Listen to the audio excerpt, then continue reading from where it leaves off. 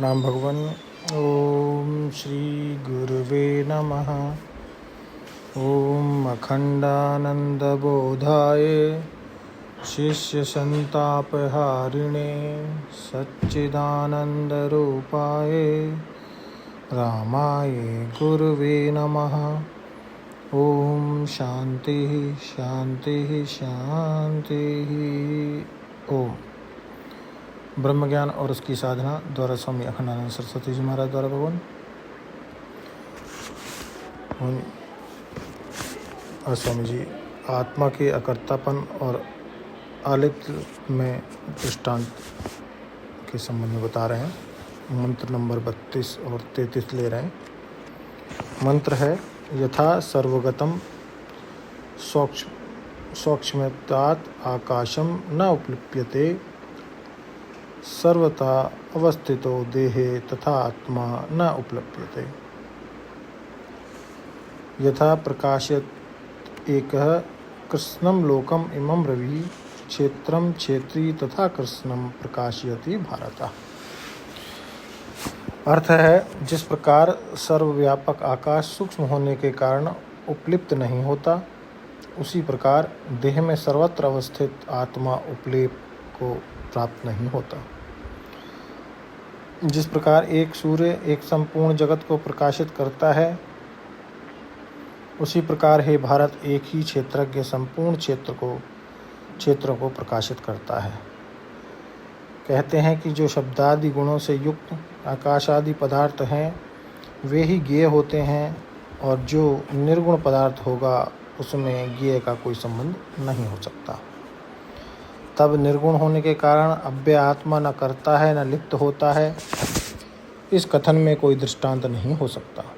अतः प्रश्न यह है कि किम वत न करोति न लिप्यते, किसके समान यह आत्मा न करता है न लिप्त होता है। इस प्रश्न के उत्तर में ही ये दो श्लोक एक सरीखे और विलक्षण ढंग से कहे जाते हैं। एक आकाश के दृष्टांत से अधिष्ठान की दृष्टि से आत्मा को अकर्ता बताने के लिए है, और एक सूर्य के दृष्टांत से प्रकाश की दृष्टि से आत्मा को अकर्ता बताने के लिए है। आकाश कहो या प्रकाश कहो, आकाश और प्रकाश असल में दो नहीं हैं। आकाश में आ उपसर्ग काश के पहले लगा है और प्रकाश में प्र उपसर्ग काश के पहले लगा है, और काश का अर्थ है दीप्ति। आकाश और प्रकाश में एक ही धातु है। अच्छा, आकाश के बिना क्या प्रकाश होगा? नहीं, आकाश स्वरूप ब्रह्म प्रकाश स्वरूप है, और प्रकाश स्वरूप आत्मा आकाश स्वरूप है। ब्रह्म प्रत्यक्ष चैतन्य है और प्रत्यक्ष चैतन्य ब्रह्म है। आकाशवत ब्रह्म है और प्रकाशवत प्रत्यक्ष चैतन्य है, और प्रकाशवत प्रत्यक्ष चैतन्य आकाशवत ब्रह्म है। अब आओ श्लोक पर विचार करें। यहाँ भारत अर्जुन का संबोधन है। अर्जुन श्री कृष्ण का बड़ा मित्र है। श्री कृष्ण अब अर्जुन को कौन्तेय बोलते हैं, तो अपने वंश की महिमा बोलते हैं, और जब भारत बोलते हैं तब अर्जुन के वंश की महिमा बोलते हैं। देखो, बोलने में यह सावधानी है, अगर किसी आदमी की तुम तारीफ तो करो पर यही कहते रहो कि ये हमारे संबंधी हैं, तो उस आदमी को अपने अपमान का अनुभव होगा। वह सोचेगा कि हमारे अंदर तो कुछ बड़प्पन है नहीं, इनके संबंधी होने से हम बड़े आदमी हैं। यह बात मैंने प्रत्यक्ष देखी है। कलकत्ते में एक सेठ के घर गया था। एक लड़के ने आके प्रणाम किया। खूब स्वस्थ, बड़ा सुंदर था। सेठ ने बताया कि यह बिड़ला जी का जमाई है। मैंने कहा बहुत अच्छा। अब उसका बाप तो महाराज आग बबूला हो गया। उसने कहा मैं यहीं खड़ा हूँ, तुम मेरा अपमान करते हो। तुम यह क्यों नहीं कहते हो कि इनके लड़के हैं? स्वामी जी हमको भी जानते हैं, हमारा लड़का समझ के क्या नहीं पहचानेंगे? बिड़ला का जमाई कहने से ही पहचानेंगे, और हमारा अपमान करते हो। बोले नहीं नहीं भाई, ये भी करोड़पति आदमी है, बड़े घर का लड़का है, बड़ा ऊंचा खानदान है, यह तो हमारा ही लड़का है, इसलिए हमने इसके बाप का परिचय नहीं दिया। तो कौन्तेय क्या है कि कुंती वासुदेव जी की बहन है और श्री कृष्ण की बुआ है। इसलिए कौन्तेय माने यह है कि तुम हमारी बुआ के लड़के हो।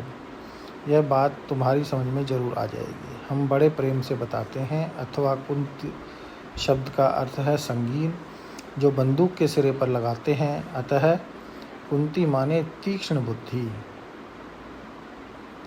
दृश्यते त्वग्र्या बुद्धया सूक्ष्मया सूक्ष्मदर्शी भी।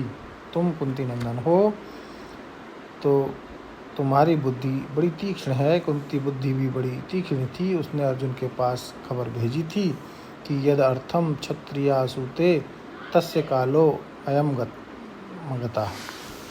एक क्षत्रिय स्त्री जिस काम के लिए बच्चा जानती है उसको पूरा करने का समय आ गया है। तो कुंती बड़ी समझदार थी। और भारत माने भरत वंशोद्भव। भरत वंश तो आप जानते ही हैं कितना पवित्र है। भरत का तो क्या कहना। 5 वर्ष की अवस्था में शेर को एक हाथ से पकड़ के दूसरा हाथ उसके जबड़े में डालकर उसे खेलता था। वह बहादुर था। अथवा भा माने प्रतिभा, उसमें जो रत माने लगा हुआ सो भारत। भायाम प्रतिभायाम रतः भारतः तत्संबुद्धौ। हे भारत, तुम प्रतिभाशाली हो, इसलिए यह बात समझोगे। अब आकाश की बात देखो। यथा सर्वगतम सौक्ष्म्यात् आकाशम न उपलभ्यते। इसकी व्याख्या को बढ़ाते हैं आगे भगवान अगले सत्संग में। ओम शांति शांति शांति। प्रणाम भगवान।